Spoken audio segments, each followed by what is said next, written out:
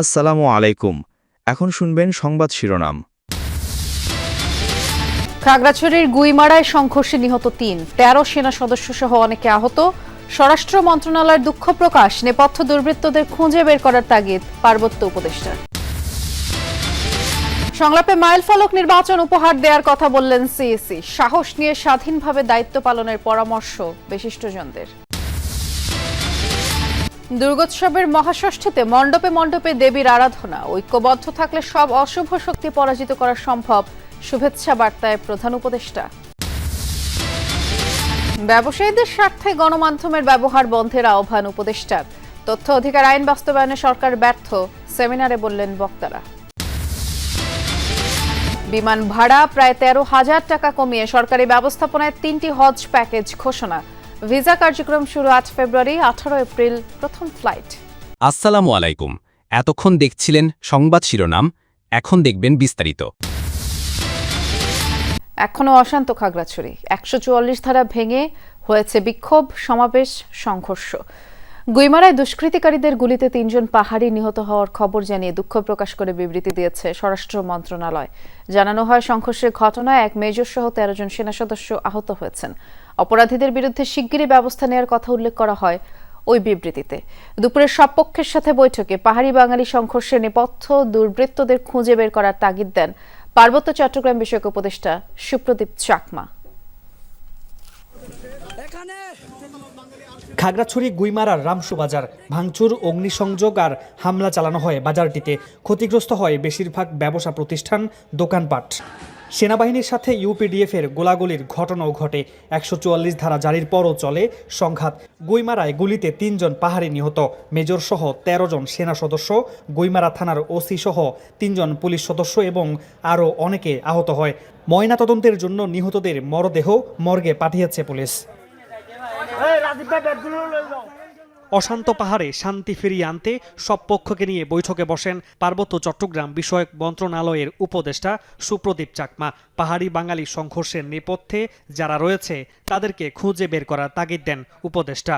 আগে তো 140 ধারার নাম শুনলেই লোকজন ঘর থেকে বের হতো। দয়া করে এটাকে একটু দেখেন যে যাদেরকে পাবেন তিনটা তত্ত্বাবধায়ক, এই তো 140 ধারা।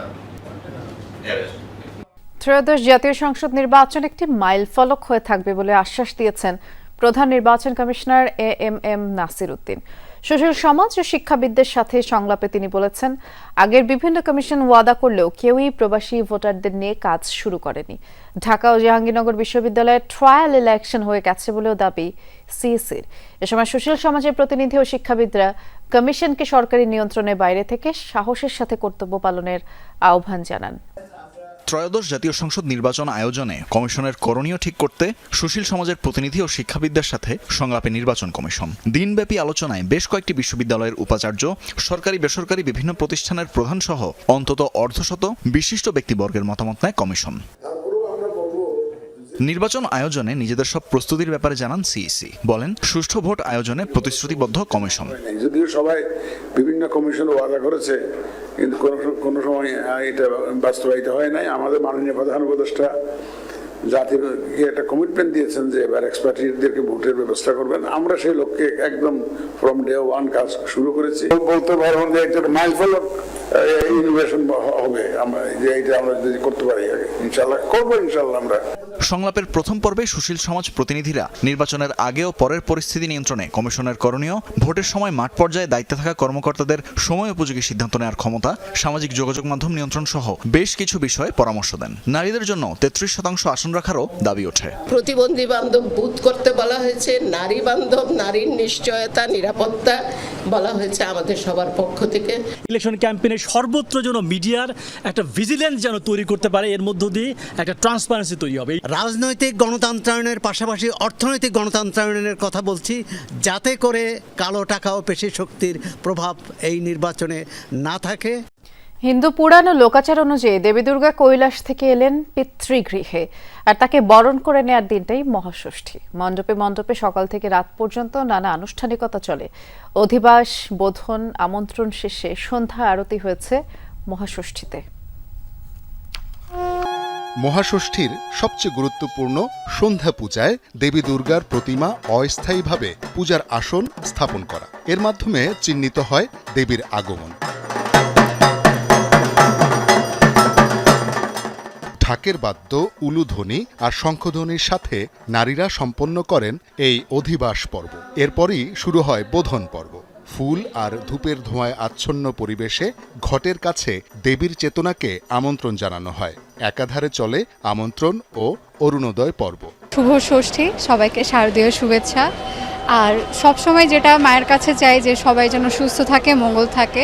একটা বছর পরে এই দিনটা আসে, এই দিনটাকে যেন আমরা আগামী দিনের জন্য এইভাবে যেন চালিয়ে যেতে পারি। বিসর্জন মানে কি জানেন? বিশেষ অর্জন। বছর ঘুরে দেবীর আগমনে খুশি ভক্তরা, তাই তো মণ্ডপে মণ্ডপে পুণ্যার্থীদের ভিড়। দেবী দর্শনের পাশাপাশি চলে প্রার্থনা। দুর্গাপূজা মানে উৎসব, আনন্দ, নিজের কাছে একটা আনন্দ লাগতেছে, মায়ের কাছে আসছি। অনেক ভালো, অনেক, যা তুলনা করা যায় না। শান্তি, সুখ এগুলাই চাচ্ছি তার কাছে, যাতে সুস্থভাবে সে 5টা দিন এসছে, ভালোভাবে আমরা ঘুরতে ফিরতে পারি, এই চাচ্ছি তার কাছে প্রার্থনা করে। সারা বিশ্বে শান্তি বিরাজ করুক, দেশ ও মানুষের মঙ্গল কামনায় করা হবে প্রার্থনা। দেবী জগন্মাতা তিনি বিশ্বজুড়ে এসেছেন শান্তির জন্য, কল্যাণের জন্য, উন্নয়নের জন্য। আমরা প্রতি বছর শান্তি, কল্যাণ, উন্নয়নের জন্য তার আরাধনা করে থাকি। এবারও ঠিক তেমনি আমরা আরাধনা করছি। আজ সকালবেলা ছিল মহাষষ্ঠী।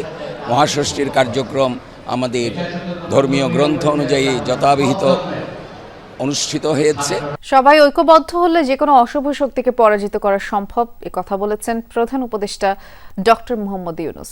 ভিডিও বার্তায় শারদীয় দুর্গা উৎসবের শুভেচ্ছা জানিয়ে তিনি বলেছেন, ঐক্যবদ্ধ হতে না পারলে আমরা জাতি হিসেবে উন্নতি করতে পারবো না। জুলাই গণ অভ্যুত্থানের মধ্য দিয়ে বৈষম্য ও দুর্নীতিমুক্ত দেশ গড়ার যে অগ্রযাত্রা শুরু হয়েছে তা সফল করতে হলে ভেদাভেদ ভুলে একযোগে কাজ করতে হবে। পূজায় কেউ যেন নাশকতা সৃষ্টির এবং আতঙ্ক ছড়াতে না পারে, সেজন্য রাজনৈতিক দলসহ সরকার তৎপর রয়েছে। দুর্গাপূজা নির্বিঘ্ন করতে যারা অক্লান্ত পরিশ্রম করছেন তাদের প্রতি কৃতজ্ঞতা জানান প্রধান উপদেষ্টা। সবাইকে শারদীয় দুর্গোৎসবের শুভেচ্ছা জানাচ্ছি। জুলাই গণ অভ্যুত্থানের মধ্য দিয়ে আমরা বৈষম্য ও দুর্নীতিমুক্ত একটি সমৃদ্ধ দেশ গড়ার যে অগ্রযাত্রা শুরু করেছি তার সফল বাস্তবায়ন করতে হলে ধর্ম, বর্ণ, ভেদাভেদ ভুলে সকলকে একযোগে কাজ করতে হবে। সকল অশুভ, অন্যায় আর অন্ধকারকে পরাজিত করে ঐক্য সম্প্রীতির জয় হবে। বাংলাদেশ এগিয়ে যাবে কল্যাণ ও সমৃদ্ধির পথে। নেটোর যে কোনো আগ্রাসনের পাল্টা জবাব দেওয়ার হুঁশিয়ারি দিয়েছে রাশিয়া। শনিবার জাতিসংঘের সাধারণ পরিষদের অধিবেশনে দেওয়া ভাষণে দেশটির পররাষ্ট্রমন্ত্রী সের্গেই লাভরভ বলেছেন, নেটো ও ইউর কোনো দেশে হামলার ইচ্ছে নেই তাদের, তবে রাশিয়ার বিরুদ্ধে শক্তি প্রয়োগ করা হলে জবাব দেবে তার দেশ। বারবার রাশিয়ার বিরুদ্ধে শক্তি প্রয়োগের হুমকি দেওয়া হচ্ছে। আমাদের বিরুদ্ধে ন্যাটো ও ইইউ সদস্যদের ওপর হামলা পরিকল্পনার অভিযোগ তোলা হচ্ছে, যা বরাবরই প্রত্যাখ্যান করেছেন প্রেসিডেন্ট। তারা নানাভাবে যুদ্ধের প্রস্তুতির কথা বলছেন, তবে আমার দেশের বিরুদ্ধে যে কোনো আগ্রাসনের জবাব দেওয়া হবে, যা হবে একটি চূড়ান্ত জবাব।